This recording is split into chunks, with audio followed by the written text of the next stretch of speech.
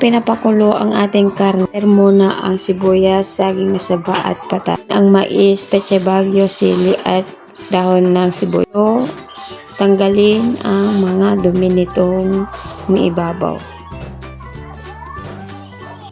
Tapos, pag kumulo na ng ganyan, lagyan mo ng sibuyas at saka saging na saba para masabay na sa pagpapakulo ng ating karne at mapunta na doon ang lasa ng saging para manamis-namis pag naluto.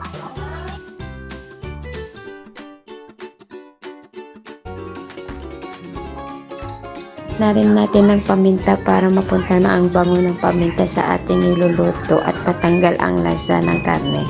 Takpan muna natin ito hanggang sa kumulo at lumambot ang ating karne. Hinaan lang ang ating apoy nang sa ganun hindi matapon ang sabaw. Mulo ito, ilagay na rin natin ang mais dahil ito ay matigas din at matagal maluto. Pag malambot na ang mais, ilagay natin ang siling green at ang patatas. Lakasan na natin ang apoy nang sa ganun maluto ang mga gulay. Isunod na natin ang petsa bagyo, yung pinakadulo nito, yung matigas na parte para madaling maluto.